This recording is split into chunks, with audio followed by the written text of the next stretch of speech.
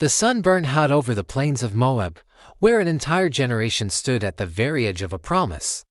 For 40 long years, they had wandered through deserts of discipline, guided by the fire and cloud of a faithful God. Now, right before them, lay the swelling Jordan River, the last barrier between the wilderness they knew and the inheritance they were promised. The people of Israel stared at that impossible current, wondering, would the God who split the Red Sea for their fathers still remember his children? Joshua, once the servant of Moses, now stood as their leader. The sandals that once followed had become the feet that led. He wasn't the larger-than-life miracle worker they once knew, he was the man of quiet obedience they needed now. And as he gazed across the river, a voice from heaven spoke with quiet thunder, "As I was with Moses, so I will be with you. Be strong and courageous." This wasn't just a pep talk, it was a divine succession. The story of Joshua begins right here at the intersection of God's promise and human fear. Following God's command, Joshua sent priests carrying the Ark of the Covenant into the Jordan. The moment their feet touched the water's edge, the current stopped. The riverbed dried up beneath them, as if time itself was obeying God's hand. The entire nation crossed over in awe. Pebbles once hidden beneath rushing waters now became stepping stones of destiny. 12 stones were lifted from the dry riverbed, one for each tribe, a memorial to declare that the Jordan River miracle wasn't a myth but a marker, that where human strength ends, divine power begins. Once they reached the other side, Joshua's eyes turned toward the walled city of Jericho. Its towers loomed like giant sentinels over Canaan's gate. Conquering it would require more than force, it would demand a faith shaped by silence. God's command defied all military logic: march, but do not fight. For 6 days, they circled Jericho in a quiet procession, priests blowing ram's horns, soldiers saying nothing, the Ark of the Covenant leading the way. Then, on the 7th day, the pattern broke into a storm of praise. The trumpets blared, the people let out a mighty shout, and the walls of Jericho fell flat. No sword had carved out that victory, it was their obedience that had done the work. That day, the victory at Jericho echoed across the land, and a wave of fear spread among the nations of Canaan. But beneath the triumph, a shadow was forming, one that wasn't seen, buried in the dust of the spoils. Achan, a man from the tribe of Judah, saw what was forbidden, a beautiful Babylonian garment, silver and gold, and he took them. It seemed like a small, invisible act, easily hidden under his tent. But hidden sin always demands a public cost.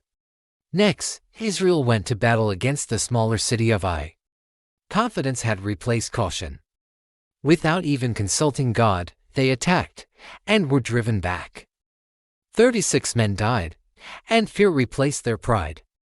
Joshua fell on his face, mourning the loss and questioning the promise. "Why have you brought us here, Lord?" But heaven's answer was firm: "Get up. Israel has sinned.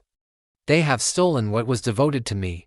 This wasn't just the sin of Achan, it was the sin of presumption, the belief that past victories guarantee future success. God revealed Achan's guilt, and Joshua confronted him. Achan confessed, "I saw, I coveted, I took."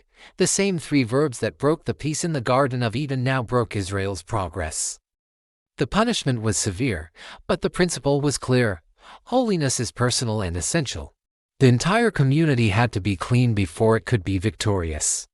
The valley where Achan's sin was judged was named Acre, meaning trouble.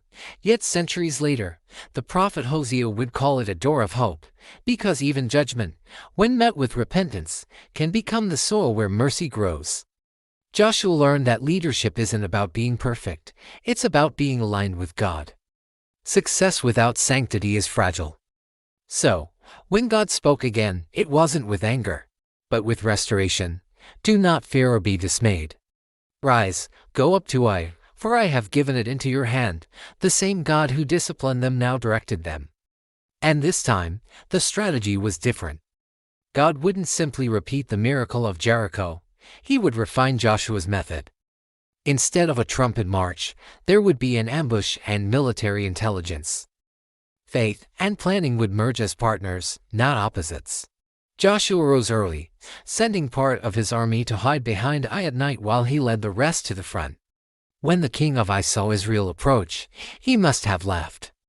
The memory of their previous defeat emboldened him. He rallied his men, chasing the Israelites down the plain as Joshua and his soldiers pretended to retreat. Then, at the divine signal, Joshua lifted his spear toward the city.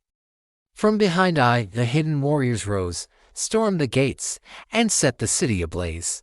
The smoke curled upward, and the men of Ai realized too late that the trap had closed.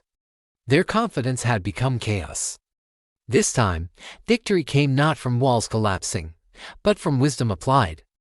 God's presence wasn't only in the thunder of a miracle, it was in the perfect timing of a plan. The victory at Ai teaches us that grace is not opposed to effort, it refines it. Joshua held his spear high until the battle was won, echoing Moses raising his hands in the wilderness. The continuity of faith stretched across generations, the same power, expressed in new ways. When the battle was over, Joshua built an altar on Mount Ebal, just as Moses had commanded. There, he inscribed the law on stones and gathered the people in reverent silence. Half stood before Mount Gerizim, the other half before Mount Ebal, listening as Joshua read the blessings and the curses aloud. This was more than a ceremony, it was a renewal. The covenant had been bruised, but not broken. The same people who had failed in secret now worshipped in the open. The rhythm of Joshua's life teaches us a lesson that is still vital today. Faith is not static, it matures. At the Jordan River, faith looked like stepping into water. At Jericho, faith sounded like a shout. At Ai, faith acted like a strategy. Each stage revealed a different facet of trust. These stories of faith and obedience form one unbroken theme that God's promises are not won by our might, but they are maintained by our humility. Joshua's journey from river to ruins to restoration mirrors our own spiritual pilgrimage. We cross, we fall, and we rise again. The story closes not with a spectacle, but with a quiet stillness. Israel, once a scattered tribe of wanderers, now stood as a nation born through obedience. And their leader was a witness to God's enduring covenant. The stones they carried from the Jordan and the laws carved on Mount Ebal testified that the God who stops rivers and tears down walls is the same God who rebuilds hearts. In every generation, his voice repeats what Joshua once heard beside the river: "Be strong and courageous. Do not fear, for I am with you wherever you go." And that is the heart of Joshua's story, not that miracles end, but that God's presence remains the unbroken promise. The God who turned defeat into wisdom and sin into redemption is the same God who still reclaims the hearts that dare to trust him again. Thank you so much for watching. If this story encouraged you, please give this video a like and consider subscribing for more content like this. We'll see you in the next one.